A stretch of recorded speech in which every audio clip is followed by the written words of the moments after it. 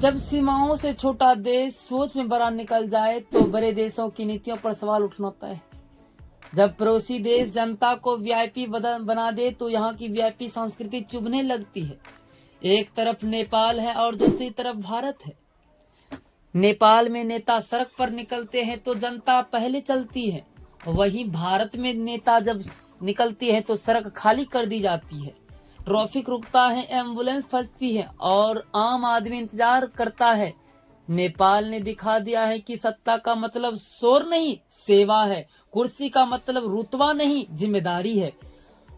और सत्ता में आते ही वीआईपी कल्चर पर चोट, लंबे काफिले, कम दिखावटी सुरक्षा पर सवाल और नेताओं के आगे पीछे घूमने वाली गाड़ियों पर लगाम। साफ संदेश है कि जनता सबसे आगे है। भारत में तस्वीर अलग है। यहाँ छोटी कुर्सी मिलते ही बड़ा रुतबा शुरू हो जाता है। गाड़ियां बढ़ती हैं, सायरन बजते हैं और सड़कें रुक जाती है और जनता सोचती रह जाती है कि लोकतंत्र में आखिर असली मालिक कौन है। नेपाल ने राजनीतिक में नई हवा चलाई है। युवा चेहरों को मौका मिला है, नई पीढ़ी को जिम्मेदारी मिली है और जेन जी सोच सिस्टम में दाखिल हुए हैं। ऊर्जा, विजन, तेज फैसले, बदलाव की भाषा वही भारत में युवा वीर में दिखता है, पोस्टर पर दिखता है, रैली में दिखता है, लेकिन फैसले लेने वाले कुर्सी तक पहुँचते पहुँचते लाइन छोटी पड़ जाती है।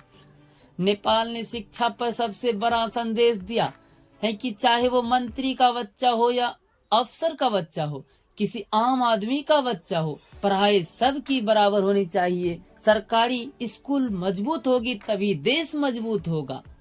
भारत में पैसा है तो बड़े स्कूल हैं, पैसा नहीं तो छोटा सिस्टम। कई जगह सरकारी स्कूल की हालत ऐसी देखी है कि दीवारें जर्जर है, शिक्षक गायब है और बच्चे से काम कराने तक की शिकायतें आ रही है। और ऊपर से भाषण है कि शिक्षा बदल रही है। नेपाल में कोचिंग को कारोबार नहीं बनने देने की सोच है। सस्ती पढ़ाई सबके लिए और क्वालिटी एजुकेशन हर बच्चों तक। वहीं भारत में कोचिंग इंडस्ट्री अरबों का खेल बन चुकी है।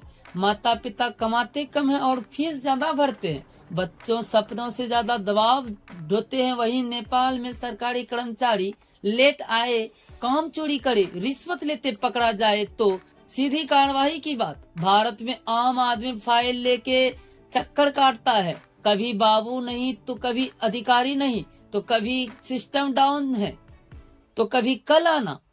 नेपाल में सरकार के वादे का रिपोर्ट कार्ड जनता देख रही है। डिजिटल जवाबदेही, काम का हिसाब और दबावों की निगरानी।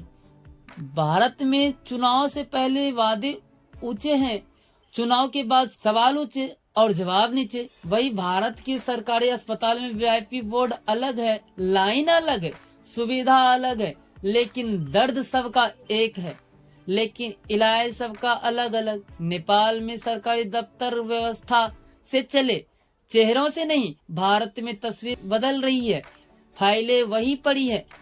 नेपाल में भ्रष्टाचार पर फाइलें खुलती हैं और भारत में घोटाले खुलते हैं, बहस होते हैं और फिर सब शांत।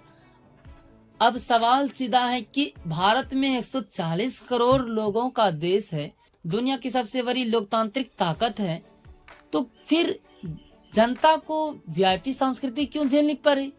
क्या सड़क नेता की है? क्या अस्पताल नेता का है? क्या स्कूल नेता का है? तो टैक्स जनता क्यों दे और सुविधा कुछ लोगों को क्यों ले जाए? वही नेपाल छोटा देश है लेकिन बड़े संदेश दे रहे हैं। नई पीढ़ी का मौका मिला है, शिक्षा में समानता, वीआईपी कल्चर पर वार और सिस्टम में अनुसार।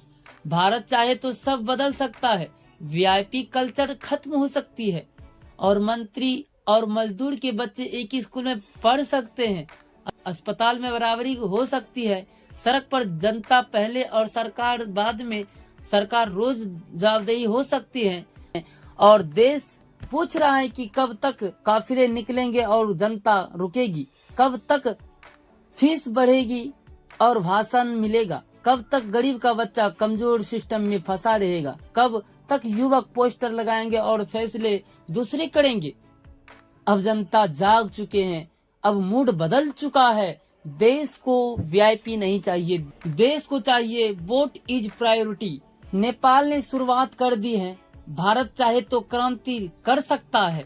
तो आप सबका क्या राय है, कमेंट में जरूर बताएं। क्या हमारे भारत में ऐसी क्रांति आ सकती है?